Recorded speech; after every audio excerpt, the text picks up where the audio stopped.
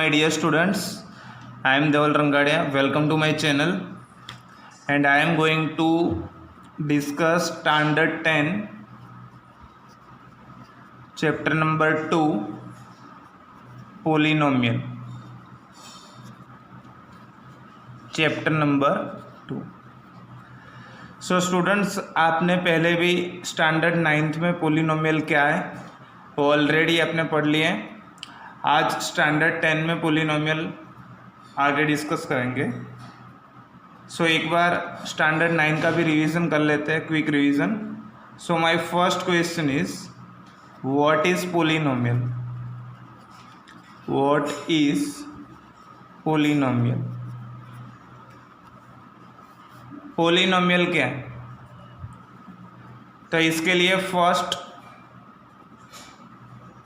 Variable क्या है ये आपको सीखना पड़ेगा. वेरिएबल दैट मीन्स आपको मालूम ही है A B C X Y Z etcetera.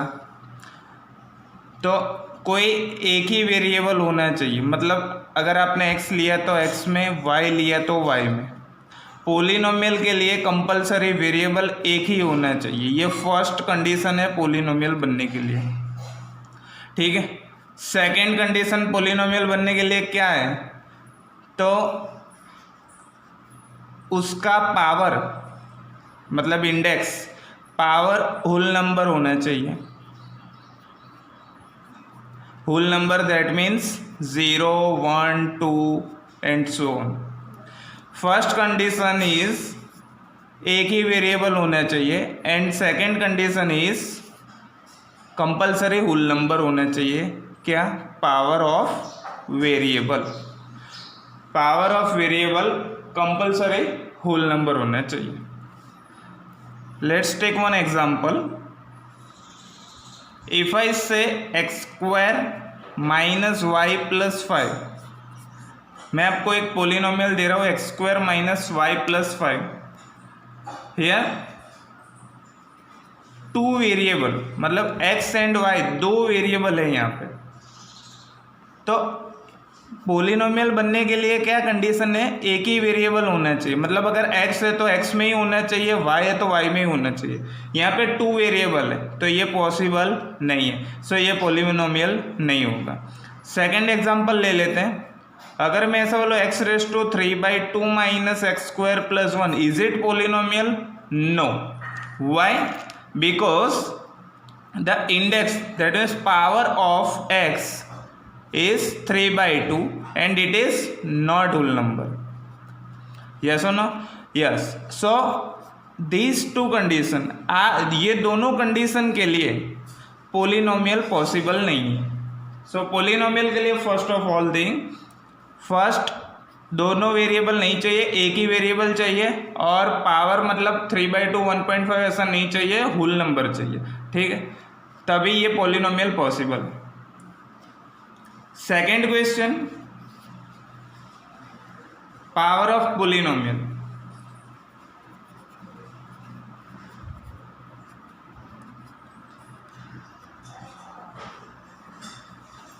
इसके लिए मैं 2-3 एग्जांपल ले लेता हूँ.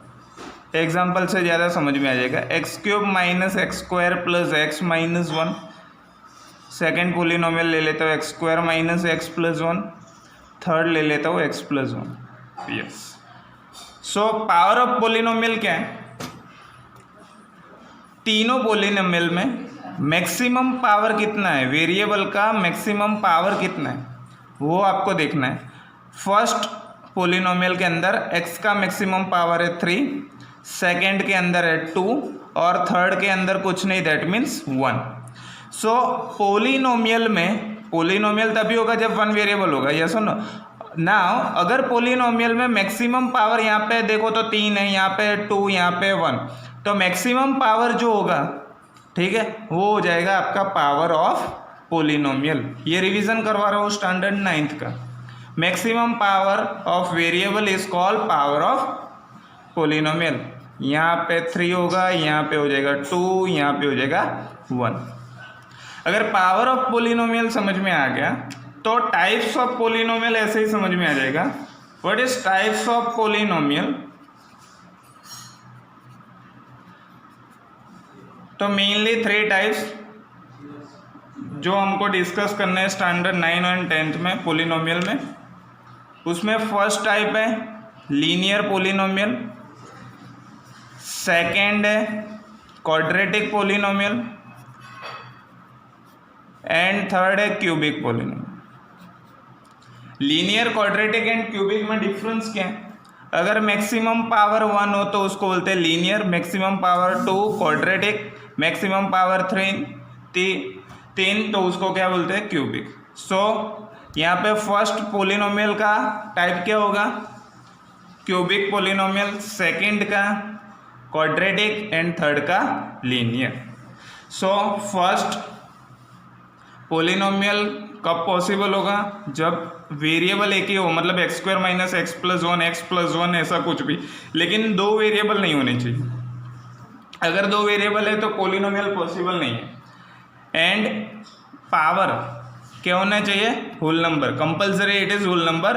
अगर जो होल नंबर नहीं है तो पोलिनोमियल पॉसिबल नहीं है। तो फर्स्ट आपको ये समझ में आ गया पोलिनोमियल कब पॉसिबल है एंड कब पॉसिबल नहीं है। Second, power of polynomial. Power of polynomial that means maximum power, x की मैक्सिमम पावर, उसको बोलते हैं पावर ऑफ पोलिनोमियल। और मैक्सिमम पावर के हिसाब से उसके टाइप्स यहाँ पे 3, तो cubic 2, quadratic 1, then linear. Now उसके आगे जीरोस ऑफ पोलिनोमियल।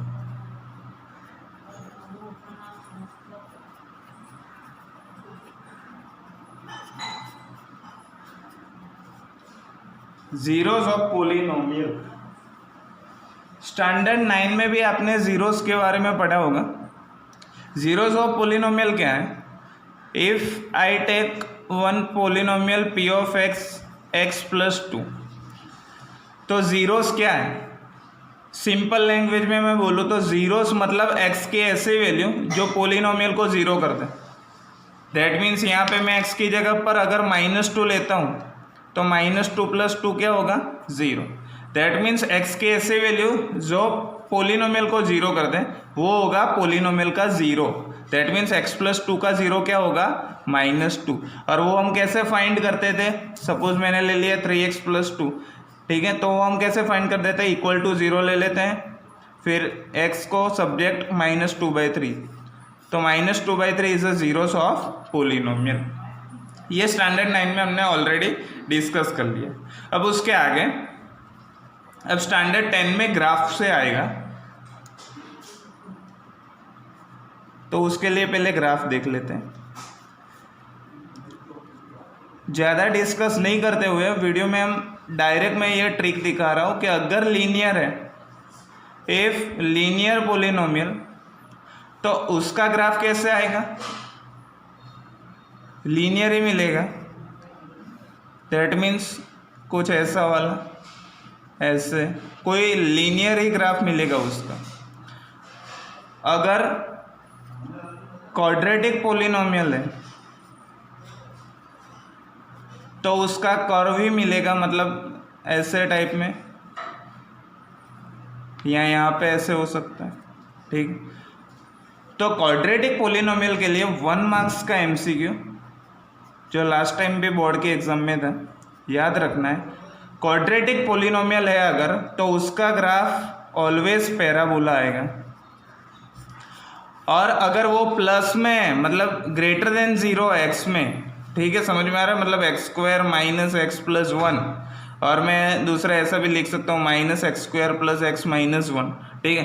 तो अगर वो प्लस है, ठीक, तो ग्राफ ऐसे आएगा, मतलब ऊपर की तरफ। अगर माइनस है तो ग्राफ आएगा नीचे की तरफ। तो वो तो डिपेंड है किस पे आता है, वो आप NCERT टेक्स्ट बुक में भी देख सकते हैं, उसमें लिखा ही है कि ऊपर की तरफ खुला पैराबोला या नीचे की तरफ खुला पैराबोला, ठीक है। तो ये था लीनियर पोलिनोमियल है तो उसका ग्राफ मिलेगा लीनियर ही, और क्वाड्रेटिक है तो पैराबोला मिलेगा, या तो अपवर्ड या तो डाउनवर्ड ओपन मिलेगा, ठीक है। उसके आगे एक्सरसाइज 2.1 में जो एग्जाम्पल है 10 में, वो हम डिस्कस करेंगे। उसके लिए ग्राफ पे से आपको जीरोस फाइंड करना है। तो ग्राफ पे से जीरोस कैसे फाइंड करें? मैं 2-3 ग्राफ यहाँ पे ड्रॉ कर रहा हूँ। सपोज कोई एक ऐसा ग्राफ दे दे आपको,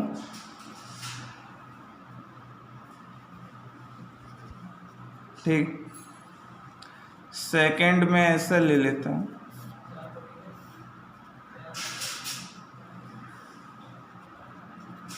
एक्स एंड ये वाई, ये एक्स और ये वाई, और ये कोई पोलिनोमियल का ग्राफ है।